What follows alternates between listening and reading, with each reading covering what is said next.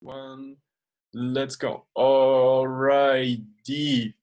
Kristijan, like introduce yourself briefly and then tell me all your questions you have about Switzerland, software engineering or jobs at all. Okay, sure. So anyway, I'm Kristijan. I am I've been living in Slovenia my whole life. I've been a software engineer for the past 8 years. Well, basically 8 years ago, I started studying it, and I had both. I first I did a bachelor's degree, then a master's degree. So now I've entered the workforce. I've been working for basically the past 6 or 7 years. So basically every summer in between, I had an internship, and for the past 2 years I've been working full time, and alongside it I've been working on my master's degree. Awesome. So That's really good. I did the same when I studied. So usually to work during studies is a really good idea.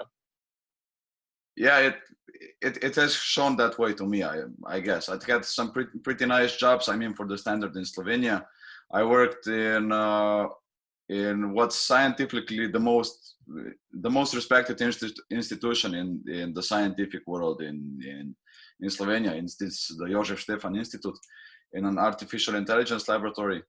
And you know, in the early years of my career, I was really interested in artificial intelligence, but in the recent years, well, not really.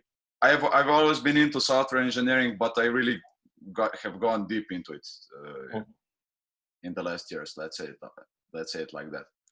So now I thought about going to Switzerland because you know, I've had a friend, my best friend. We've been working together for a lot of years in the same company. Then he said that he's interested, you know, in something more, that he wants to be a better software engineer and stuff like that. So first he went to some elite programming company over here in Slovenia, and he stayed here for about half a year, and then he wanted to move to, you know, to see the world, like to go work in a foreign country, and he went to Sweden. All right. He came back after 1 year. He said it was the best experience he'd ever had. Like, you know, he said it was stressful and it was hard for him because he was a foreigner and stuff like that, but that he learned so much, because in Slovenia, I mean, the situation is pretty good. We have some good developers and everything, but he said, you know, when he went to a first world country, and he had, you know, he worked with world-class people and on more challenging stuff and stuff like that. So I thought about it too. So I thought Switzerland because I mean, yeah, it's very close to where you are, and probably your friend would have had a similar experience if he would go to India or wherever, because usually when people leave their home countries, they make experiences that are like unusual, and also that's why people like to go for like student exchanges, because usually you just you have different experiences during like a stay abroad, and you learn different things. So definitely that's always a good thing to do. And probably it depends a little bit more which team or university you're in or company you're in, less so much on the country. Of course, Switzerland is very attractive also from, let's say, the country perspective, especially for younger people. The difference between salaries is way different the more junior you are, let's say. So I always say, okay, your earnings potential as a junior is probably 3 times as much after taxes as Germany, for example. This also applies to regular jobs that you have like waiter, cleaning person, cab driver. All this is more like triple. If you have like mid-level software engineer, then it's after taxes double. And if it's like manager with like 5 people below you, then it's like 1.5-ish. So it's like the higher you go, the less of a difference it is to other countries.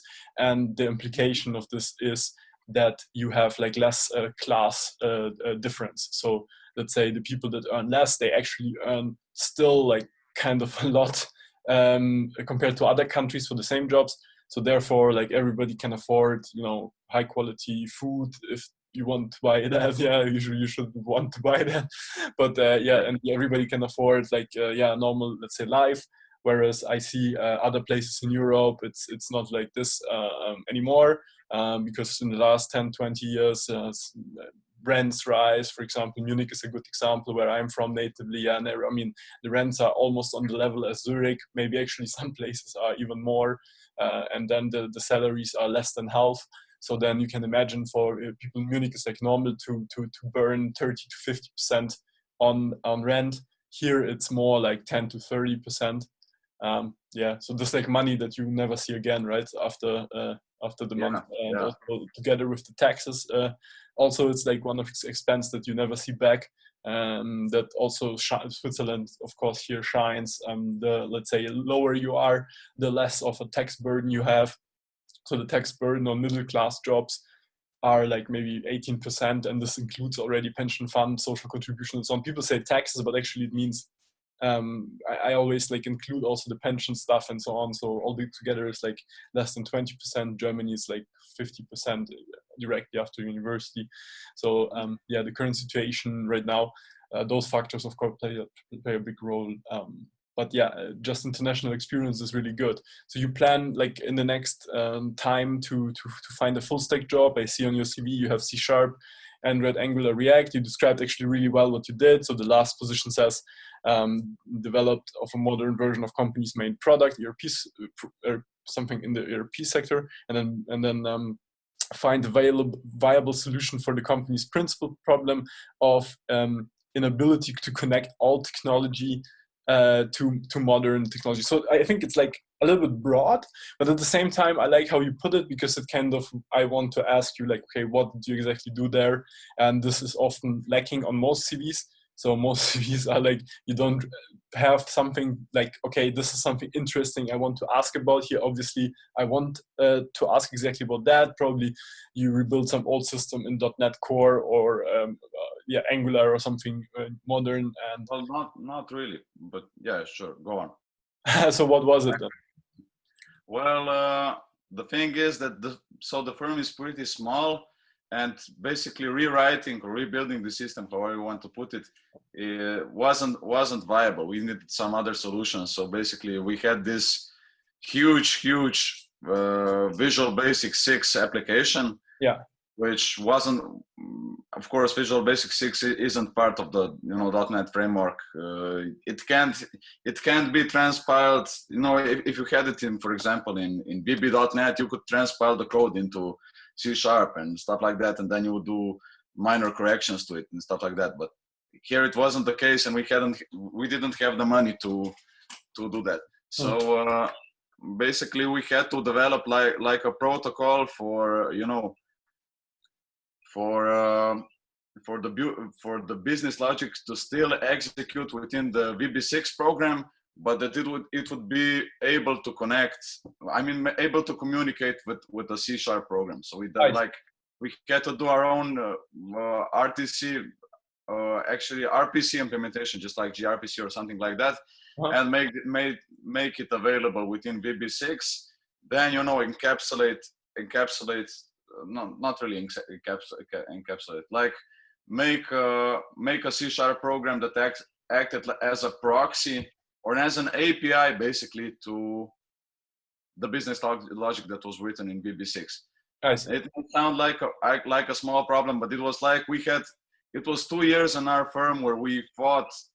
I'm not gonna say let's just say we fought a lot about what's the best solution, what is viable, what is not viable. Should we write everything? No, there was like half of the people were for it, half of the people were against it.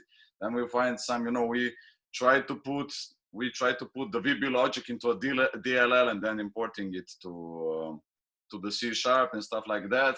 And then in the end, we developed a protocol in the way that I described, and it turned out to be a viable solution. And this was actually really huge for the company, because if we hadn't had that solution, we would probably go broke in about 5. Oh wow, that's so cool. That's really good. It's not finished, but it's getting there, and now the atmosphere is bright once again. Cool. yeah, so basically that's it. So So your list now I of can ask questions. you. Yeah. Let's go through your list of questions, because you said you have like a lot of questions and you want to ask them. So go ahead. Yeah, sure. So first I wanted to ask you, so like your background is, how long have you been in Switzerland for? 5.5 years, Five almost. and a No, half years. in September it will be 6 years ish. So almost 6. Mm-hmm. Okay, so you basically know the whole landscape, what firms there are, you would say, you know about the values in the firms and stuff like that. Because look, my first question is, can you name some reputable companies that would be great to work for me and are in my range, so I can, for example, I don't know if I could get into Google Zurich, because, well, I tried 6 years ago, and it didn't go so well. Yeah, basically you should I'm, try. I'm not trained in the algorithmic questions and stuff like that. So Yes, I do, yeah. basically I do. everyone who works at Google, they try it like 2-3 times. So there's no person that like, or very rarely you make it on the first try. So definitely you should try again, because it's a huge office, and yeah, you should find somebody to recommend you, because the problem with the Zurich office, especially what I hear, is it's like so many applications that basically even if you live in Zurich, they like kind of tend to, it takes either very long or something happens like that it doesn't even really is picked up by like the internal people there. So how it works, Yeah. you should find somebody working there and the person recommends you, and then you try, and then you study the online material about programming, coding interview questions. Yeah, so the famous resources, you have a lot of stuff online, so you practice those for some weeks or even months, and then you try, and then you Yeah. fail, and then you try again. So basically this you can do like parallel all the time. But obviously they're not, let's say, more normal regular companies here, they don't do this type of questions, so you don't really need this let's say level Yes, exactly. of Yeah, I thought algorithm. so. So basically about companies that are like reputable, let's say.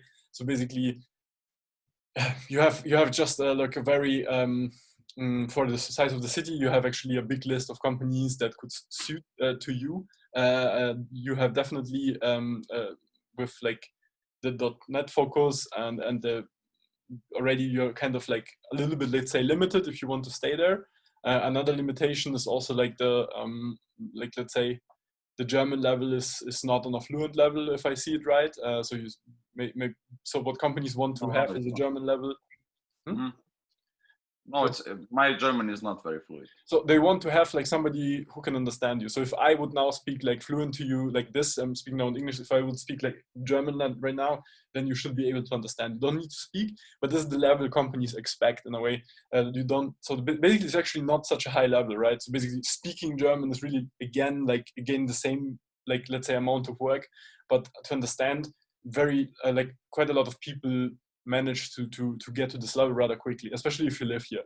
But of course, finding a job Okay. from abroad and not being like, I mean, super senior, because what with your CV, what the problem will be is they will look at this and they say, okay, like, so more than 5 years somehow full stack in some company, but like your master's degree ends in November 2019, and then companies will think, okay, this person worked like 1 day a week and in programming in some company, but since in Germany or Switzerland it's like not common. Yeah, if you parallel work, then you work maybe 1 day per week, like maximum. You're actually not allowed to work more by law. So in the vacation, in the university holidays, you can work more, but during the normal like semester, you cannot work more than 1 day. So basically, this is what people, if they read your CV, they will assume this. And then of course, like, you're immediately junior, no German, .NET, so it's like too narrow, and it's like not that easy, right? So therefore, it's like kind of, you have to see, okay, what are the vacancies out there, and just look at every company individually if it fits to you. It's not like this that you can, oh, I'll just take the reputable company. So it's not like No, it's not, like that actually, wasn't the end of the question. So even yeah. seniors cannot afford to really do it here, because like, why? Because like the market is not so large. So like the only place I think in the world where really people maybe like really are picky is like is like Silicon Valley, because there are like 1,000 of companies within like small space. But or like huge cities, you know, Berlin, London, New York, because you have so many companies, then it's kind of a little bit easier to be picky. In this European world of like smaller cities, it's kind of like depends a little bit. Yeah, if you're senior Java developer in Zurich, probably it's also easy. If you're senior Java front-end developer, also with German skills both, then you kind of get probably like 5-6 companies to really get interested into you and to like go through the whole process.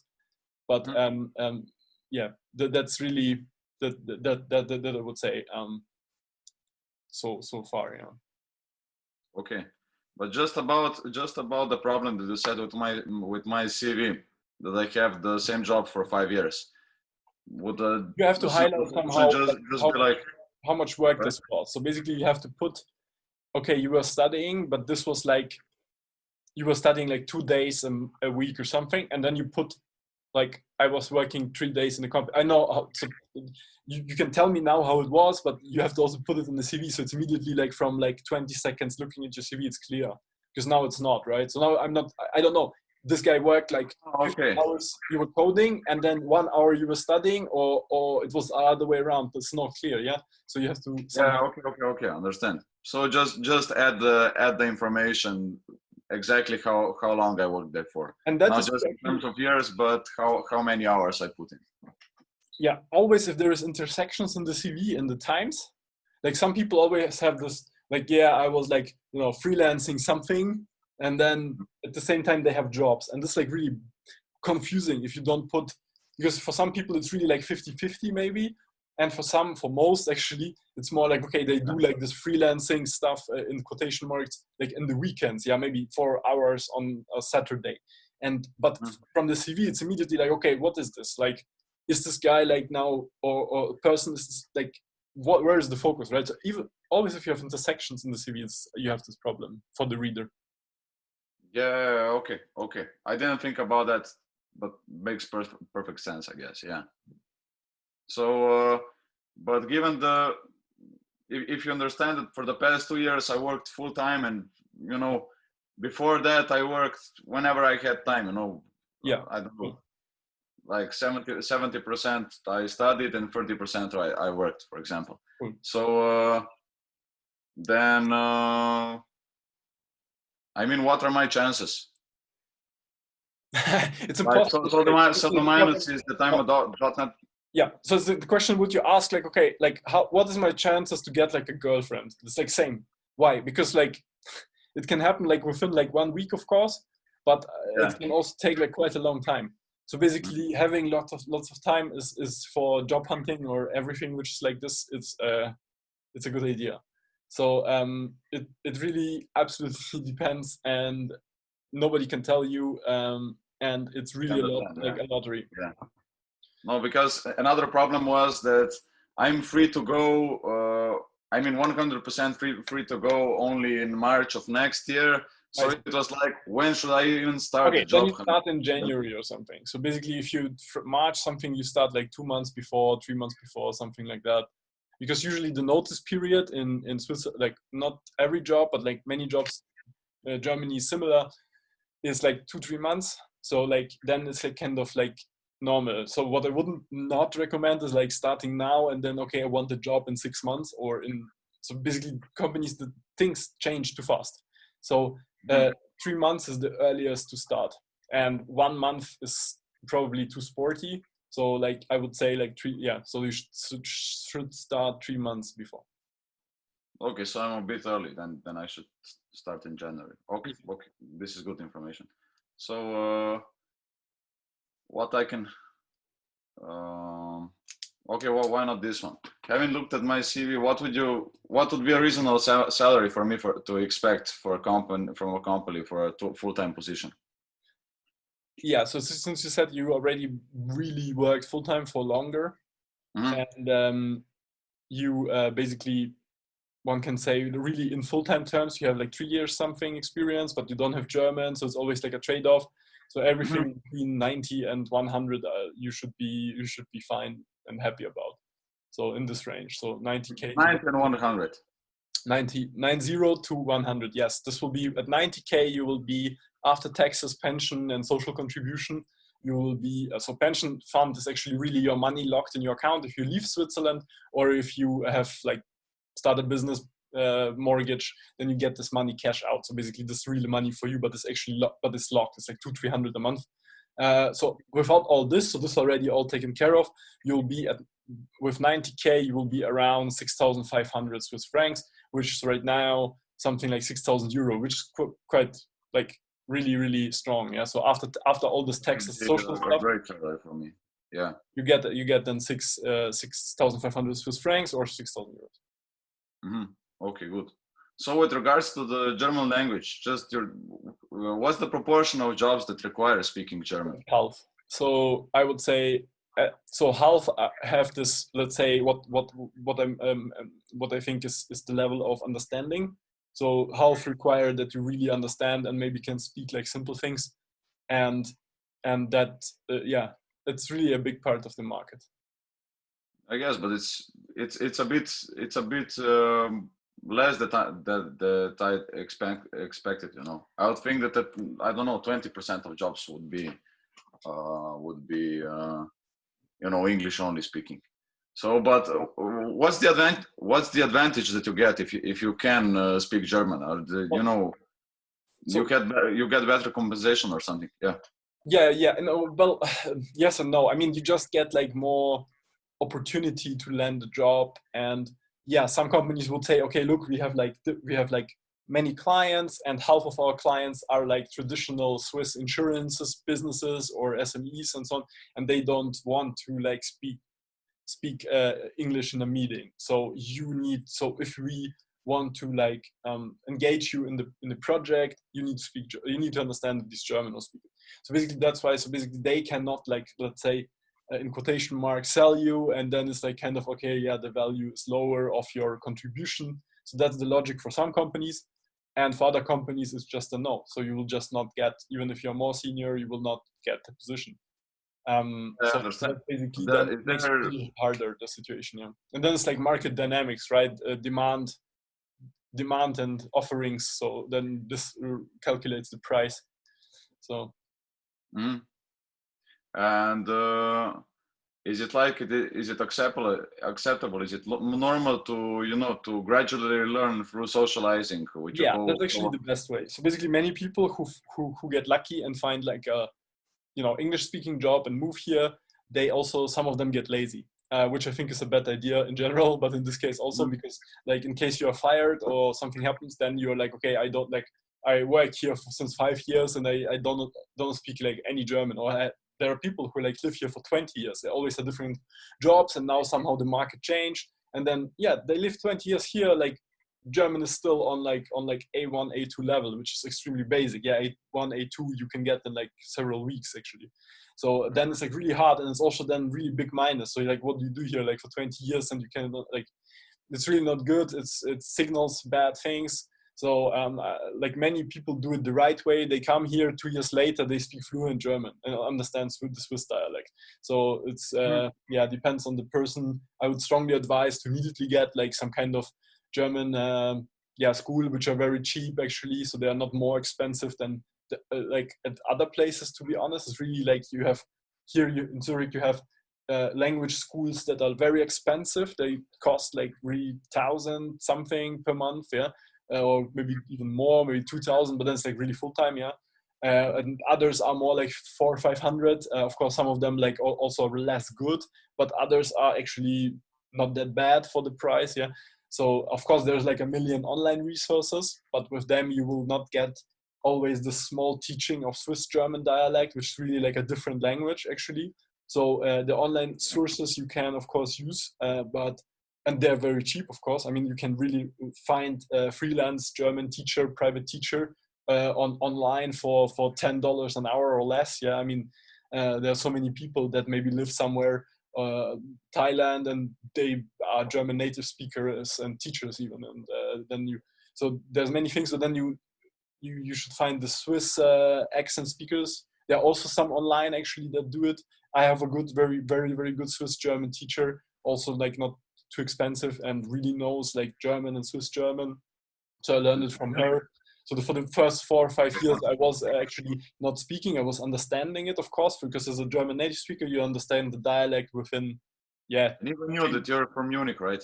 Yeah, so you understand the Swiss dialect within 3 months very well, but still, if you want to speak it, it's most don't do it, and yeah, like very few really want it. So I wanted it, yeah. So it took me also like 1 year, and now I'm like, of course, still it sounds to the Swiss people like, okay, he's like German guy who tries, but it's getting better and better. And this was only possible through like first like some group studies, and then also private sessions and so on. Which was quite valuable, because then because they're the small things, the pronunciation and the differences between German and Swiss German, they're quite huge sometimes actually, but somebody has to tell you, otherwise you cannot learn. But for you as or every non-German speaker, the proper way probably is just to go in a normal Swiss language school and learn the standard German, and then they will also teach you the small bits that are important to understanding the Swiss German dialect. Oh, so I should go basically to some school, not to an instructor. Can't I go basically to an instructor? No, you can. If you find one, this is good. Yeah. So schools, because like kind of, if you come here and you don't know anyone, then like you just search online.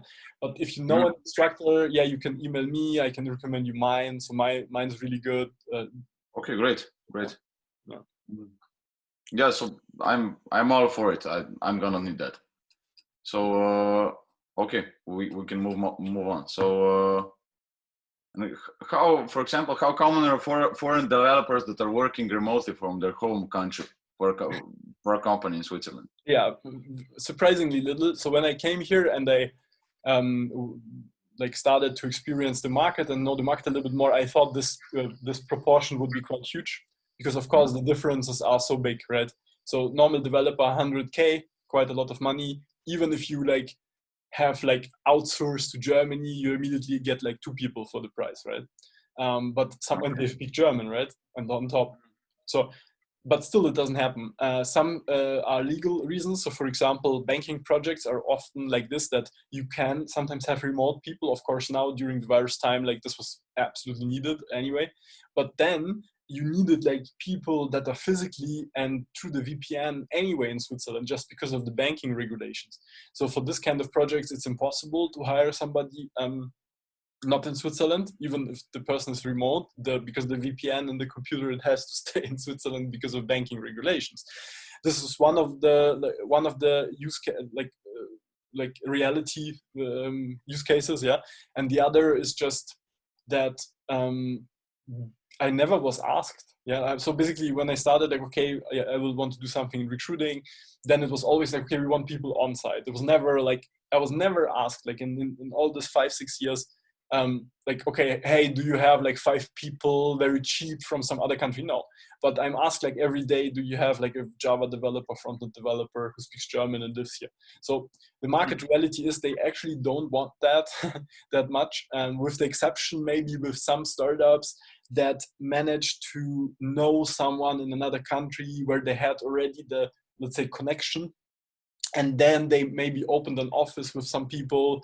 Or so it's always like this. It's never, I never heard of the, I mean, of course it's like I have only anecdotal evidence, so I don't know, like I can only like experience, tell about what I hear and what I yeah, what people told me. Yeah, so maybe the reality is different, but I talk to so many people that I think that is still like some kind of representation of the reality here, which is like, never someone told me, hey, I went on this like online freelancer website and like found like 3 people and I still like work with them and it's like really great and like they do my no. So I hear maybe from some, like people who start some app or something. Yeah, we hired like someone on online, and then there was this prototype, and then we could show something to investors, or we could show something to a local Swiss agency, and they then rebuild it like really properly.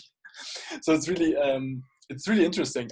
I still don't know why that is like this. I think just people want to have people close or something. Maybe things will change now. I mean, well, are the majority of the jobs in the financial sector? Actually not. So basically everybody thinks banks here is like the main thing, and it's only banks. Not true. Our like GDP, so basically the gross domestic product of Switzerland, is actually the banking sector is not bigger than any other country. Yes, we are like kind of famous in quotation mark for the banking secrecy. So it was like up until 10 years ago, it was like that there was really like a big privacy component to banking here. So you put your money in a bank and it is as protected as your medical record, right? So really, discreet. But that's changed. So basically now Switzerland's basically very similar to every other European country. And the fragility of the banks was exposed, because before that, the banks and the IT systems and the IT people, they didn't really had to have they didn't have to be exceptional, because they had the exceptional law that is the unique selling proposition. Like, okay, we have banking secrecy. Now this is gone 10 years ago. So what happened? So the banking sector basically had to reinvent itself. Yeah, so it had to like make things more digital, more innovative, and so on. And they still like try and struggle with this. So it's not, because now they really have to be like really good, right? Because this feature is gone, the feature of banking secrecy.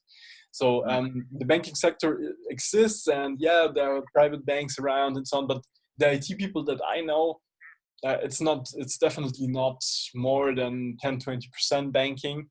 The 80% is other things, like some e-commerce stuff, or some complicated backend systems, drones, some B2B startups that do something with data, companies that do programming for insurances and industry.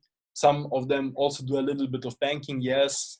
So it's Just not like a heavy, like too a heavy normal market, you have everything. Yeah, exactly. It's a very healthy market. I mean, people don't know that. Like, also, like it's like similar in Germany also. Like, the really power is from the small and middle-sized companies. Yes, we do have these giants, Roche, Novartis, Nestle. They have all like their seat in Switzerland. So basically, they are like really this huge multinational corporations, and they have like their headquarters somewhere in Switzerland for historic reasons and for tax reasons. But we have so many like companies nobody heard of, like, for instance, companies that build like dental tools that are really like precise, and every dentist in the world uses exactly this tool for this small task in your tooth.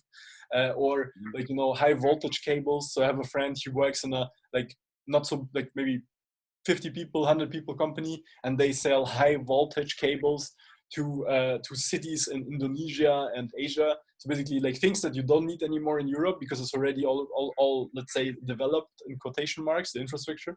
But in Indonesia, you need the special cables, and it's like some Swiss company does it. Nobody had ever heard of this one. So the real strength is actually more in this. Yeah, and they try to even like have it more, right? So basically, some cantons, they really innovated themselves in the last 30-40 years, because there was nothing, and then they said, okay, we make the taxes really low so people come. And then first of all, only like you had post boxes, yeah. So not really people came, but it's like, okay, there's this post box and the company lives here. But then actually they asked, no, you cannot just have this post box, but you need also some workers here, otherwise you don't get the like tax benefit. So it's also like more like in that direction, right? So Okay.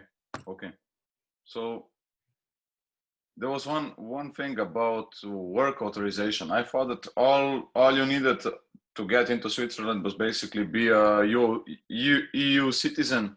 yeah. But I applied for two or three jobs, and there it was written like you need to be authorized to work in Switzerland. Yeah, so What is basically that? How do I become authorized to work? Yeah. Yeah, so basically that means the same. So if companies write this, even some write even, yeah, you have to have a work permit. But it's the reality is, if you are from the EU 27 countries, so there's always a list. I can put it in the notes, actually, in the comment section, the notes to the eligible countries. It's basically all the EU members, including Romania, Bulgaria, and Croatia. Also, Croatia has a like limit a little bit now still, but it's still like very easy actually compared to non-EU. So basically, how the situation is at the moment is the labor market is united with the European Union. That means really they have to give you the work permit. So what happens is you get like so you come, even if you don't have a job actually, so you can come here and then you can say, okay, I'm job hunting. Then you can like theoretically only stay for 3 months, but then you can, if I understood it right, this is not legal advice, but if I understood it right, actually it's really, you can just go out and go back, then the 3 months start again. So Okay. so basically, how it works is if you have a work contract as one of those EU 28, 29 countries, then you get like a 5-year B permit, definitely. So it's basically, they cannot not give it, as far as I'm informed. Why? Because Switzerland can export stuff very cheaply to the European Union. So basically, they have contracts which say, like, you can export your, all this, as we discussed before, there's a lot of industry, you can export this very cheaply. So not like it's like a friendly country to the EU in a way. So you get really big tax benefits, but you have to take part in the labor market. Actually, there will be a referendum about this in 27th of September or 21st in September this year. The Swiss will vote on this. So basically, there will be a vote. But if it's like, let's say, if there will be, the vote will be like this, that they will limit the immigration from the European Union, it will mean that the contracts will be they will be renegotiated. Because what Switzerland right now, or some movements, why they started this initiative, is that they fear there's like too many people. It's like just too much. Yeah, that's their argument. And the Swiss people can decide, I mean, with the voting power, is it too much or not too much, right? So this happens in September. If it's decided, no, that's like, it's fine for us, then nothing happens, then it stays like this. And if it's decided, then also like it will take 1 year that something maybe changes. So if you say you come in March, you shouldn't be affected either way. So even if the vote is like against the, let's say, free movement, then even it's like March will be still too early, you'll be able to come. And even after that, I believe for IT people, there always was some kind of way. So I know people who came to Switzerland like 20 years ago where we had actually limitations. So it was like not like this now. So now it's like no limitation. Theoretically, if like 10 million people wanted to come at one like pull, then it theoretically would be possible. So it's like doubling the country. Yeah. So we are now at what, 8.5 or something. Some say we will have a psychological border. So now we are like at 8-9 million. And look, 30 years ago, Switzerland was only 6 million. So it grew actually quite a lot. This is kind of true. So basically, some say psychological barrier is like a 10 million. We'll see. So, but yeah, you see the powers of the direct democracy. Like at any moment, if the citizens are really pissed, they just vote, and then like then things will be looked at again. But again, it's like very hard. Those contracts are very long and very complicated, and neither like the EU or the Switzerland, they don't want to be enemies or something like that. They want to like find an agreement, and the Swiss want to like also get the experts. That's what I meant. So 20 years ago, like when they had limitations, still like the IT people could kind of come, because yeah, and the doctors and whoever, yeah, because there was always, they found some like no normal way to get people. I mean, right now for non-EU, we also have quotas. So basically, if somebody is like a senior architect, something like super specialized, and some company needs this and is willing to pay like a very high salary, there's no like official data on that, what this means. I know smaller companies that got people that got like 125, which is like a senior software engineering salary. So it's not like super like crazy high. And they got these people with American passports. So it rarely happens because like the bigger companies, they get all the like they get quite quickly the slots filled. So basically, I think it's like 1,000 per year or something. They can bring like non-EU, but this is like a big hassle. It's very hard to do. You need to like fill a form or like really prove.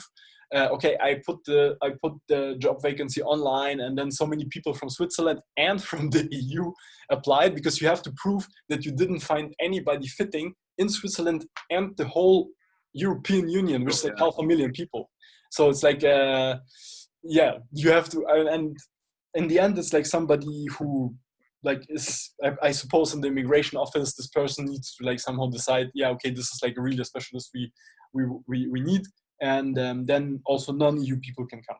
But I personally heard of the stories very rarely, because it's most companies just don't want to have this effort, and they want somebody quickly, right? So they want, as we said before, they want somebody 1, 2, 3 months, and it's much better somebody with European passport, because you have no bureaucracy, because actually the work permit, you get it, not the company. So basically how you get it, you get assigned some contract, you get it like by mail or email, and then you come over, and then you go to the city and say, okay, look, I have this work contract, and then the city gives you the work permit. So actually the company with EU people, they don't do anything. They don't do more than with a Swiss or local person. So that's why it's so attractive, because you have zero work. You have literally no work. Yeah. What So concerns basically right now, even right now without a work, I am authorized to work in Switzerland. Yeah. In Switzerland, just before I start working, I need to do some paperwork, and that's it. It's pretty simple. Yeah, exactly. It's like 20 minutes it took me back then. So really I came, actually, even I came a little bit later. So my work started on 1st of September, and I got the permit stuff like on the 10th or something, or in the 8th, or how well, yeah, something like that. So basically you go there, and then they immediately give you something, and then you get another thing via email. It took me 20 minutes. Back then in Munich, it took me like 2 hours to deregister, because the queues were so long. So basically, actually even longer, like 4. So I asked the lady, like, okay, why is it so long queue? Because I remember the Munich like city office when it was like 10 years ago, like, yeah, 15 years ago, I got my first like ID. When you're 16, you get your ID. So basically, it was like also 10 minutes, yeah. And it's like, 10 years later, I say, lady, so why is like everything so slow, and they have to wait like 4 hours to like, they just say, okay, I move away from Munich. And she's like, yeah, look, like half of our people are sick because we like have too much work, and other people also some problems, because the problem in Germany is this governmental work is always like, you get almost the same everywhere. So like you get the like fixed salary, which is okay, you're like governmental worker level 2. So you get like 932 euros and so much cents. And it's like, if you live somewhere on the countryside in northern Germany, not in a city, then it's like a lot of money. But if you live in Munich, where the rent like for 1-bedroom apartment is already 1,000 something, it's like really shit, right? So and they have this problem quite a lot, that many jobs are like standardized, but the difference is like Munich is like Zurich, and some village in near, on the countryside somewhere in Brandenburg, it's like maybe cheaper than Poland. So it's like quite. Okay, I understand. Yeah. It's really like this, and then differences. Yeah. Best differences. Yeah. It's Okay, not so much adjusted, yeah. So yeah, so it took me a long time to deregister, but register in Switzerland, this was quite quick. So it was really 20 minutes. And then after 5 years, you can get the C permit, which is like in USA, it's the green card. So basically how it works is like after 5 years, as a EU citizen, there's also actually a unique, so the other countries and nationalities is different, it's sometimes 10 years and so on. You get the like permanent residency, which means you are same like in a way status as the Swiss citizen, but you cannot vote yet. So until the Swiss passport is like 10 years until, so 5 more years. But after only, in quotation marks, 5 years, you get like basically the green card, which means you are on this permanent resident. There are even people who were born here. Many like people that are close by, like the parents came from Italy or something, and they stay on this level of C permit. So it's called C permit. So first you get B permit, and you get C permit, and they stay on the C permit just because they don't want to go to the mandatory army. And if you don't go, you have to actually pay like 2% of your salary up until you're 37. So basically those guys, they don't want that. So they stay, because it's for them it's same. They say, some say just, okay, I don't want to vote, and they don't want this army thing or pay. So I stay Italian passport holder, right? So you don't have to go to the Italian army, and you don't go to the Swiss one. So this cases exist. So they are so like, I tell it to explain the level of this permit. So it's like they feel with this is like secure enough. And since they speak Swiss German, they have their like in the CV you see, okay, this person like lived all their life here, and I know all the schools and all this like primary school and all this Maturitätsschule and so.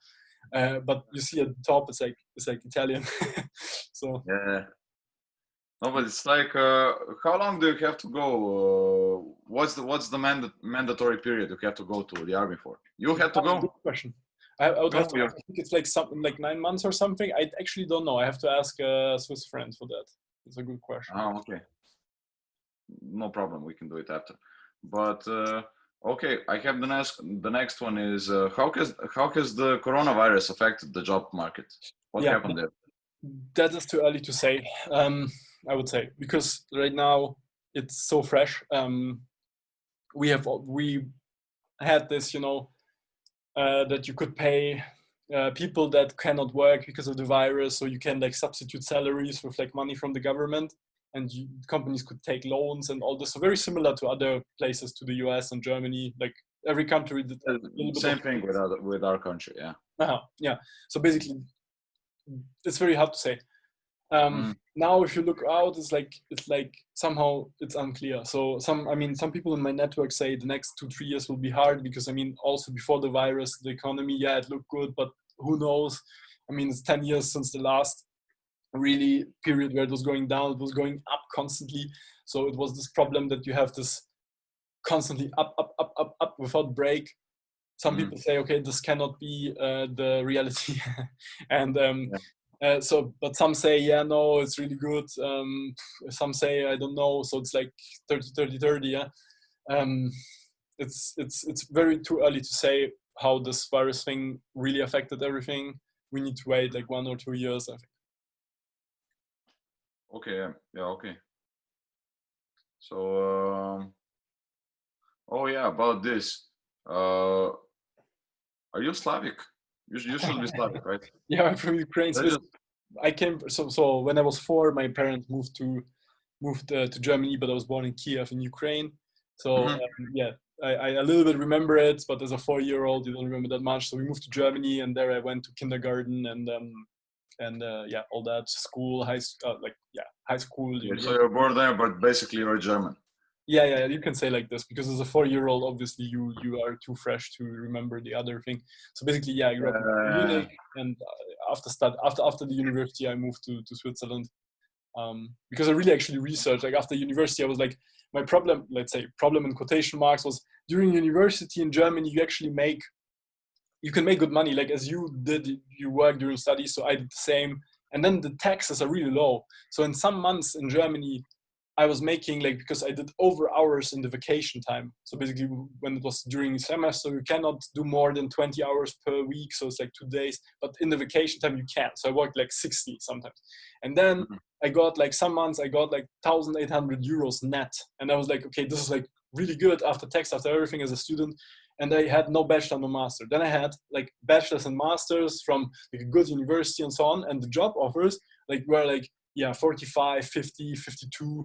And I was like, no, after taxes, I will get like 2,500 or something. And I was like, okay, I was Yeah. a student making 1,800 net, and then I like made all this work of studying, and I get like 2,500, because after you studied, you get like the huge taxation from the German government, because then you're like kind of not a student anymore, and then you get all this like extra things on top that basically make it a little bit not motivating to like go in an office and work your ass off. So at the same Yeah. time, I got this offer like from Switzerland, which was like 90K ish, and then I was like, okay, I'm gonna get like 6,500 like after taxes and everything. And Mhm. in Germany, I get like 2,500, and one job was even so I got offers in London, Berlin, Munich, and I was like, okay, in Munich, it's like I'm gonna pay like 1,000 just for the rent. So I'm gonna rather pay like say almost same in Switzerland and Zurich. Like, okay, maybe a bit more for some things, of course, because it's more expensive. But instead of 2,500 or 2,800, I get like 6.5K. So it was a no-brainer. And also, of course, the company was good. Comparison. Like the technology stack, it was actually not only monetary, because I got really like a smaller company. They were doing like Python, JavaScript, quite an interesting rewrite of like an e-commerce thingy. So I was like, okay, cool. I'm gonna really learn a lot also. And in Germany, it was like, okay, it was not really clear, so the companies were not that. Yeah, so it was like this non-monetary thing also, because I was not sure. Okay, do my calculations make sense or not? So this actually pulled me over, because I was like, okay, I want to do this web stuff, and it really sounds really, really good. I like the team, and it seemed like, you know, really like something where I can learn like quite a lot very quickly. So yeah. Okay. So yeah, the original question was I just asked you if you were Slavic, because it was because I thought we would have kind of the same problem. I don't know, how are you perceived as a foreigner? You know, Yeah. what's your status when you get there? I Do they see. look down upon you or something like that? What is it like? Well, my name is like hardcore non the Western, right? Iwan Gulenko. So you can tell already from the name, okay, this is like not a German person, right? But then again, if I speak High German, or if I tell like where I'm from, then it's like you are perceived as German in a way. And also like there is no really, because especially Switzerland is like such a mixed country, so there is no really like mindset about this whole thing. Okay, where you're from and so on. I mean, of course, you kind of like, some locals prefer if you're like living in Switzerland for a long time and speak Swiss German and so on, but this is probably everywhere the case, that you have more like the perception, maybe like this Eastern European people or Slavic people, they're more direct. So even in Germany, they get this a little bit problem. So they're too direct. They say like too direct, and they don't mean like to say something negative or something. But in like They Swiss just have less barriers. Yeah. What? They just have less barriers. Yeah. exactly. And the problem with is in a polite culture, UK or Switzerland, it's like more, you say more things like in a kind way or indirect way, and these people have to learn. Also Germans, because they're also some from the north, also a lot. They're really too direct, and they make like this too like. So they speak then also, of course, German, and it's like too direct. With English, actually, sometimes it's better than with High German, because the problem is, if you're like a German native speaker, there are some things you say and you don't mean it like badly, but a Swiss person will understand it as badly, because for them the words mean different things. So actually with English, you're a little bit in a social interaction, you're a little bit in an advantage almost, because you speak English and every Swiss person speaks English, and for you it's like two non-native languages. So basically you cannot so much misunderstand each other, because like for both of you, you really then watch out, yeah? So you're really like, okay, what do I say? But with the Swiss and German, always the problem is they then, like, they mix then things. And then it's like you have more, sometimes even more clashes than with somebody like, not like you, who is non-German speaker, so. I understand. You can have like double meanings. So Yeah. There's one meaning in German and another meaning in Swiss. Exactly. And yeah. So okay, maybe this one is pretty relevant. So are there any peculiarities about the Swiss with regards to negotiating your salary? No, like, do you have to watch out for something like what is polite, what isn't polite, and stuff like that? I would say everything applies in every other negotiation market. Maybe again with the focus a little bit more on being extra polite and extra, let's say, really, telling about the benefits you bring to the company. I would say it's actually much more important to focus on general negotiation advice than on like Swiss culture in this case, because there's so much so specific to like business and the individual case of an instance of the negotiation situation, that you rather like watch out to, okay, what is the situation, what does the company need, what can I bring to them, what is for them cheap to, in quotation mark, cheap to give, and what is for me super valuable. Maybe for me vacation day, 2 day more vacation is super valuable, but for the company it's like they don't care, they give it, it's like not a problem. Or other way around, for them more money is not a problem, but for you it's like important, and vacation day for you is not so important. So this kind of, I think the focus must be really on you have to forget all this culture stuff and so on, and really focus on, okay, how can I, like 100%, because negotiation is so hard, you cannot be distracted actually. It's very, very challenging. That's why it's not like something people like to do. That's why people always meet in the middle, yeah? That's like because they're lazy. They don't really want to invest, both parties usually. don't want to invest the time to find out all the relevant factors and then really find a way that works for both. It's like usually people, okay, yeah, let's make the middle. I want 95K, you want 105, okay, let's make 100K. And then it's like the same in this book, Negotiating as if your life depends on it. I actually reread it again. It's like from an FBI negotiator who tells about hostage. Ray Dalio, right? The writer is Ray Dalio. I heard about that book. Didn't read it though. No, it's another guy. So it's like negotiation, Chris something. So it's like negotiation as if your life depends on it. I can look it up. So basically what he says is like this, how never split the difference is the name.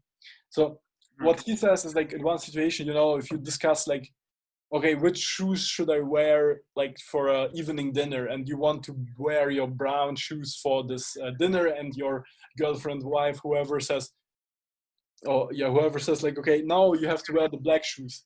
Then you also, it's like stupid to meet in the middle and okay, you wear one brown shoe and one black shoe. So it's like meeting in the middle, right? You wanted brown shoe and black, it's like bullshit. So basically what he describes in the book is like many situations with like in business and hostage, taking situations makes the book, of course, super exciting. But some things you can really apply to real life to really like invest the maximum amount of energy you can in finding a good deal for both parties. And sometimes you have to meet in the middle, but in many cases people do it way too early because they just want the thing like finished. And that's not good. That's not good, because if you don't really find out what you want and what the other person wants, it will always be some not good thing, and you will work not so good at your job. One of my friends, he started the company, and the founder promised like some raise. So he said, okay, if you work 1 year really well, you get this like some raise, right? And then my friend really worked really well. He get like top ratings from everyone and so on. And 1 year passed, and this guy, the manager, then told him, okay, look, yeah, you really worked really well, but for some reasons I will not give you this. Like he was decided. And then my friend literally for like 2 months, I remember him telling me this. He said he didn't work. Like, so basically he did some programming, but he was so pissed for 2 months he didn't almost do anything in the office. And I mean, it's like, and he didn't ask for a big raise. Yeah. So you can see how, like, because the founder was like, of course, he was like maybe in a bad mood, and he said, okay, sorry, I cannot give you the raise. And my friend also didn't do his job, right? He should have also like made it clear, hey, look, this was really important to me, and you don't give it, but you said you give it. But my friend, what did he do? He was like, oh yeah, okay. And then being pissed for 2 months and then doing this and maybe even risk then he's then fired if like people find out that he's not so productive. Yeah.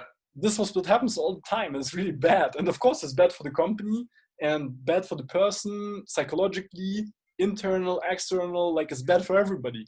And if you really learn to like really focus and really invest in work, you can like avoid the situations, which you should.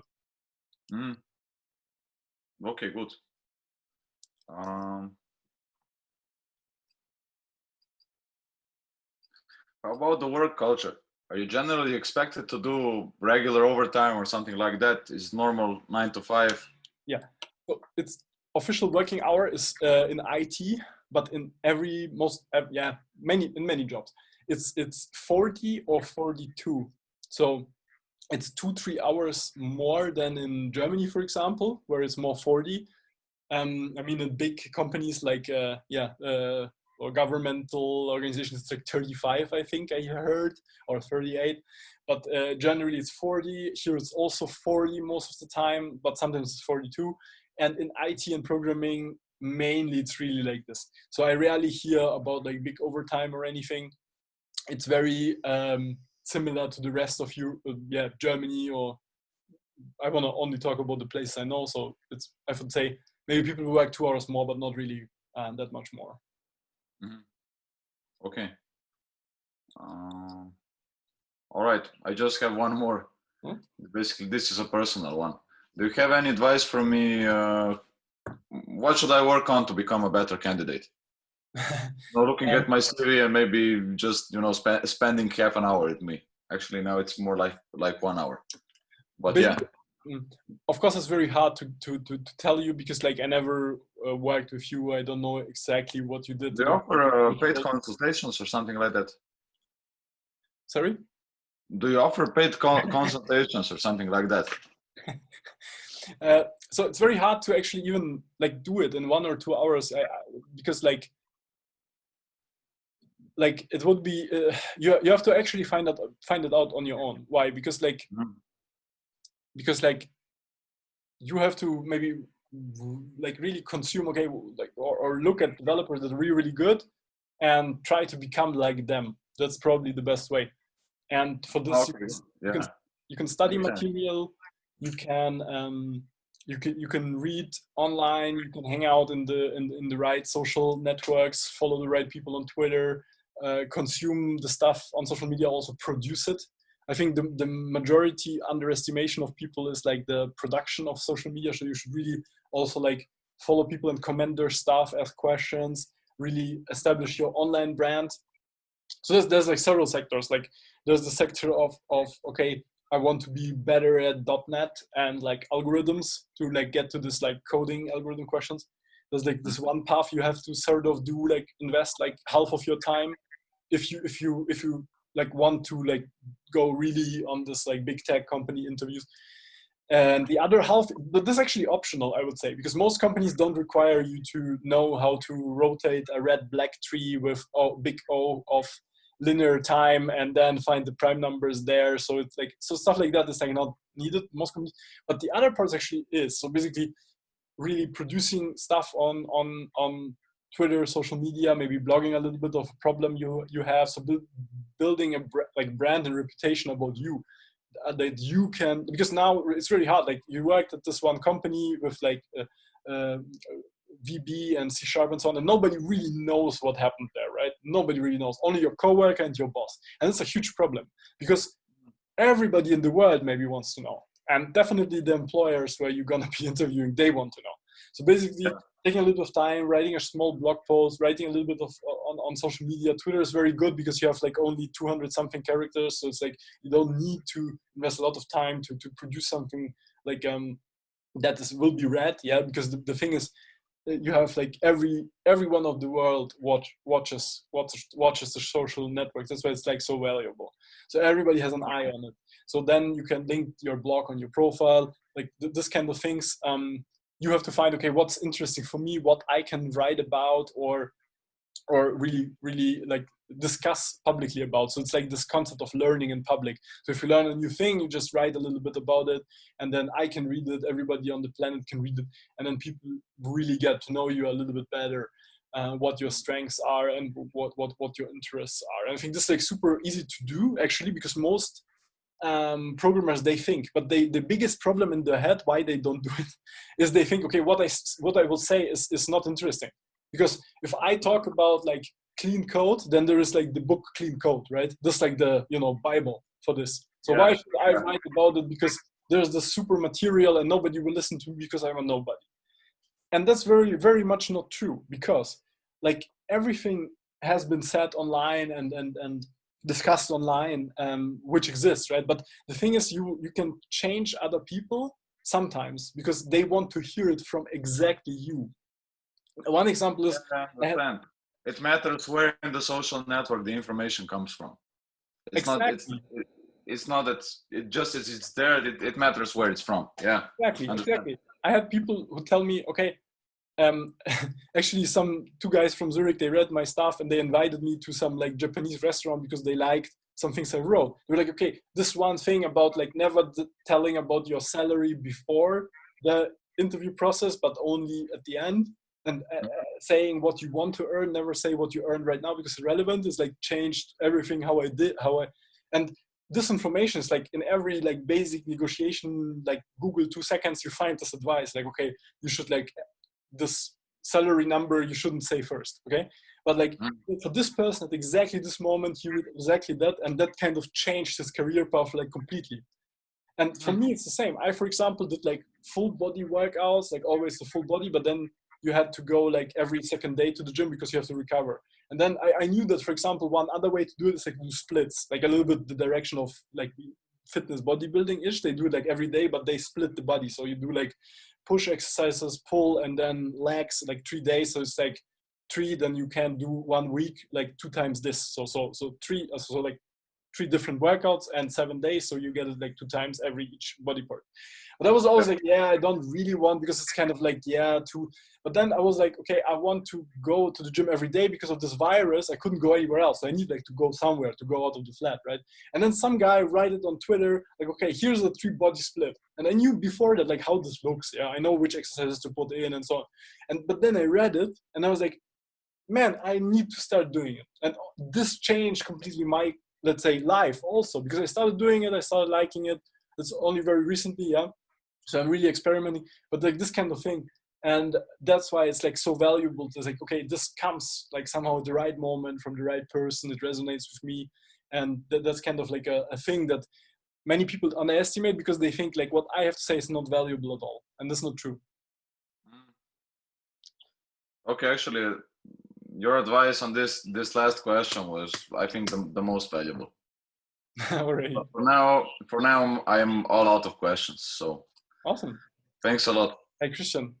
It was a pleasure. It was really fun. I'll definitely do it again. Talk to you later and have a good time. All right. Thanks for everything, man. See you.